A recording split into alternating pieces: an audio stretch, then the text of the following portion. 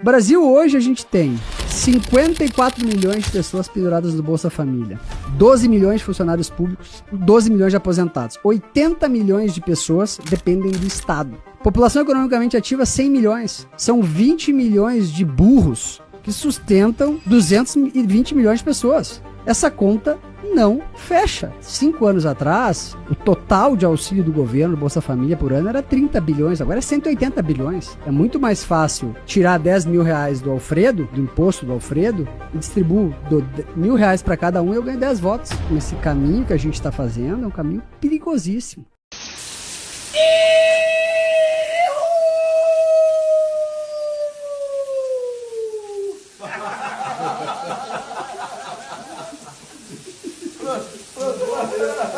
Eu acho que não informaram bem sobre essa história do voo dos deportados, que virou assunto do dia no Brasil. Sabe por quê? Porque só no governo Lula, antes desse já foram 32 voos, trazendo 3.660 brasileiros de volta com o padrão das algemas e correntes. Só destacaram esse agora, porque começou a administração Trump lá nos Estados Unidos. E só que esses não são da administração Trump. Todos eles foram presos na administração Biden. E é resultado de um acordo ainda no governo Temer, em 2017. Eles são presos lá, se cometem alguma infração ou um crime, são julgados, ficam à disposição de um juiz, o juiz decide. É assim que funciona. E aí, minha gente, quanta ingenuidade, desculpem. Aí nós vamos botar esses que chegaram em Manaus, 88, num avião, soltos, com piloto, copiloto e 2 ou 3 seguranças. Imagina se há um motim a bordo. Não queremos voltar para o Brasil, nos deixe no Canadá. É agora, segura o comandante pela goela. Né? Simples assim. Quer ver os números? Foi pesquisa do Poder 360, publicado lá na Gazeta do Povo. Tem órgão sério de informação que informa essas coisas. De 2020 até 2024, ou seja, pegou o governo Bolsonaro, foram 7.168 brasileiros deportados dos Estados Unidos para o Brasil. Desde a administração Lewandowski, no Ministério da Justiça, já foram 17 voos assim. É isso. Simples assim. Fácil de entender. Estou fazendo uma propaganda anti-Trump, só isso. E o Trump está fazendo uma limpeza. Tem gente lá, tem brasileiro que praticou golpe de 4,5 milhões de dólares, dá de tudo.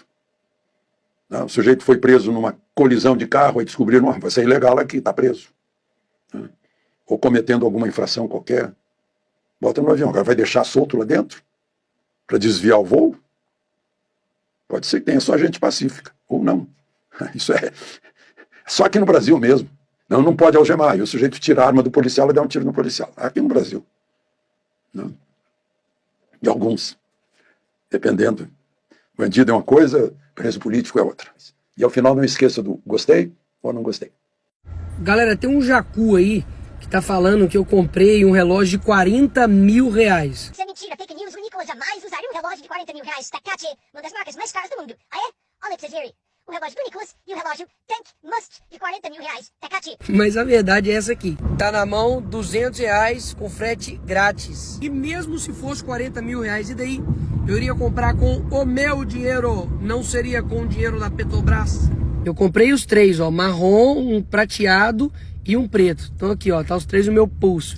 Porque se comprasse menos eu não ia ter frete grátis. E o jacu ainda quis induzir como se eu tivesse ido para Dubai para poder ter esse benefício aí de ter comprado esse relógio e atrelou isso às joias do Bolsonaro. Bicho, tá no DNA, é de família. Porque a titia desse cidadão também é outra jacu, mas que só o lencinho da Louis Vuitton é 640 dólares, que dá aí quase 4 mil reais. E o presidente que ele apoia usa aí reloginho de 79 mil reais. E ele se diz o pai dos pobres. Eu nunca me coloquei como pai dos pobres, pelo contrário. Eu quero que as pessoas prosperem. Então, obrigado aí, jacu, por você ter mentido. Agora eu vou te processar. Quem sabe, né? Com o dinheiro do processo aí eu compro um Cartier de verdade. Obrigado. Você se lembra quando o Terça Livre estava sendo fechado e Alan dos Santos perseguido por Alexandre de Moraes? Quando Ramagem foi impedido de ser diretor da PF na canetada? Quando Daniel Silveira foi caçado e preso injustamente? Quando o TSE fez censura prévia ao filme da Brasil Paralelo sobre a facada em Bolsonaro? Quando Constantino e Paulo Figueiredo tiveram suas contas bancárias bloqueadas, passaportes cancelados e redes sociais suspensas. Quando canais como Folha Política, Te Atualizei, Jornal da Cidade Online e o Vlog do Lisboa foram desmonetizados. Quando a juíza Ludmila Grillo teve suas contas bancárias bloqueadas e redes sociais suspensas. Quando Guilherme Fiuza teve seus perfis derrubados por Moraes. Quando Augusto Nunes foi censurado e demitido de uma emissora por suas opiniões. Quando parlamentares estavam sendo perseguidos nas eleições de 2022, com redes sociais sendo bloqueadas e multas sendo aplicadas. Quando tentaram imputar crimes e criar narrativas contra o Jair Bolsonaro. Eu posso fazer uma visita? Eu posso ver.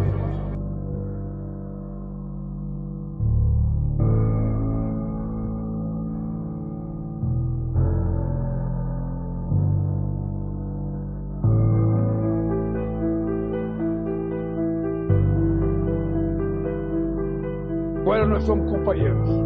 Você sabe que mãe a gente não escolhe, pai a gente não escolhe, irmão a gente não escolhe, mas companheiro a gente escolhe. Eu escolhi você para ser meu companheiro.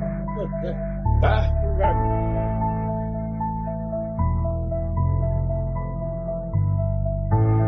Do pobre em época de eleição. Em época de eleição, o pobre é o patrimônio mais importante de um país. Depois das eleições, o pobre é esquecido e a vida segue. O pobre é esquecido e a vida segue.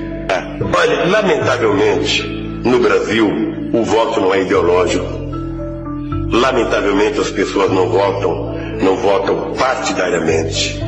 E, lamentavelmente, você tem uma parte da sociedade que, pelo alto grau de empobrecimento, ela é conduzida a pensar pelo estômago e não pela cabeça. É por isso que se distribui tanta cesta básica. É por isso que se distribui tanto ticket de leite. Porque isso, na verdade, é uma peça de troca em época de eleição. E assim, você despolitiza o processo eleitoral, você trata o povo mais pobre da mesma forma que Cabral tratou os índios quando chegou no Brasil, né, tentando distribuir bijuterias, espelho para ganhar os índios, ele distribui alimento. Você tem como lógica manter a política de dominação que é secular no Brasil.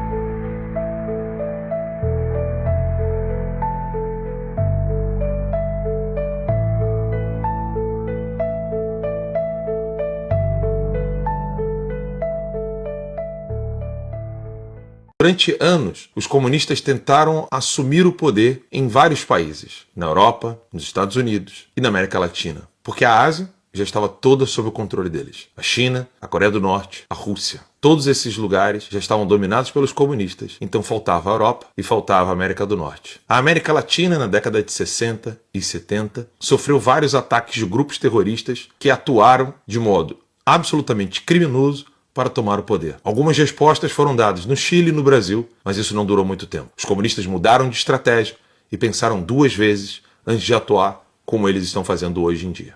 Após alguns anos de mudança de estratégia, sobretudo após a perestroika na Rússia, a abertura, o fim do muro de Berlim, os comunistas mudaram completamente de estratégia e decidiram então que agora eles precisavam dominar as mentes e os corações. Eles precisavam então dominar as igrejas, dominar as nossas escolas. Abandonaram os atos criminosos de terrorismo. Donald Trump instalou quase uma dúzia de bilionários no governo, todos orientados para fazer negócio.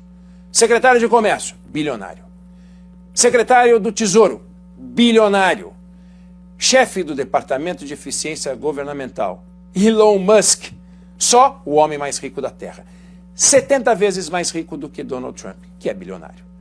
Aí esse time está orientado a reindustrializar o país, atrair capital, reduzir os custos do Estado e baixar os impostos para todo mundo, inclusive para os mais ricos.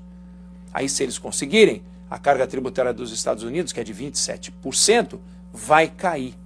Você concorda que para investidor, para empresário, essa notícia é música e que isso é muito mais importante do que as opiniões do presidente americano sobre o Brasil? E aí a gente olha para cá e fica se perguntando que sinais os investidores e empresários estão recebendo aqui do Brasil. Carga tributária que se aproxima de 35% do PIB? Dívida pública que não para de crescer? Taxa de juros perto de 15% ao ano? Um orçamento público que gasta 50 bilhões de reais com emendas parlamentares? Um país que discute até hoje o conceito de propriedade privada no campo? Essa diferença de agendas é o nosso maior desafio. E não saber quem é mais importante para quem. Na reunião feita essa semana pelo presidente Lula com todos os ministros, nada disso entrou na pauta.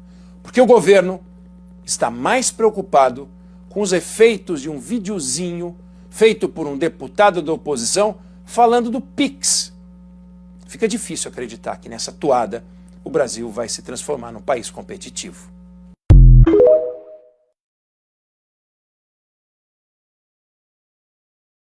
Porque o comunismo não passa de um modo muito bem feito de manter-se no poder, eliminando, matando e destruindo seus oponentes. E é isso que fez Hugo Chávez, é isso que faz Maduro e é isso que agora está fazendo Luiz Inácio Lula da Silva, o presidente do Brasil, que tomou o poder por meio de golpe várias vezes. E eu vou provar.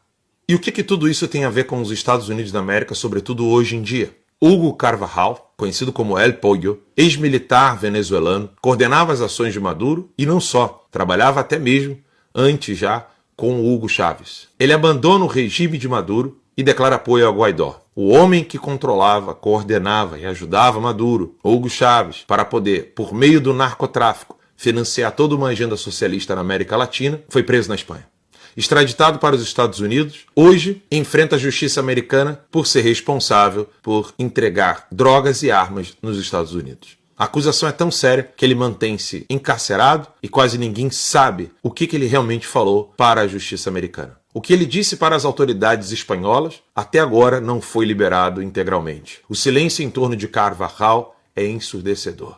Esse homem é a peça crucial para entender o que de fato fez com que o Foro de São Paulo conseguisse tanto dinheiro junto com o narcotráfico para implementar várias agendas socialistas e comunistas na América Latina, sobretudo fraudando eleições e conquistando juízes, desembargadores, como já confessou Fernandinho Beiramar em uma matéria do jornal R7. Quando eu deixei o Brasil para cobrir as eleições em 2020, não tinha planos de ficar nos Estados Unidos. Pelo contrário, a minha empresa estava no Brasil e queria apenas expandir o Terça Livre nos Estados Unidos. Isso não foi possível porque uma das denúncias que fiz foi sobre escutas telefônicas foram realizadas em Brasília para poder saber o que o então presidente Jair Messias Bolsonaro iria fazer.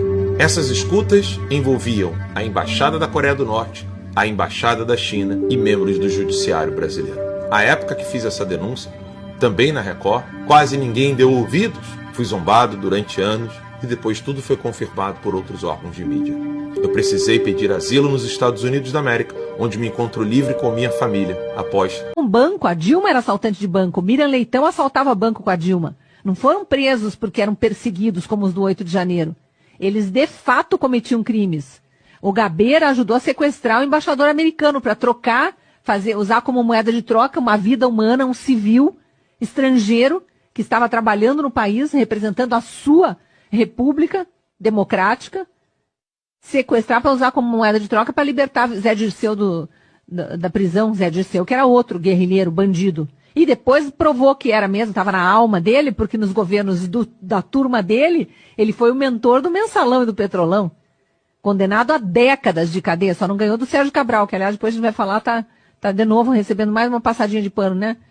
Quero ver o que os militantes vão falando diante de tantos absurdos, né?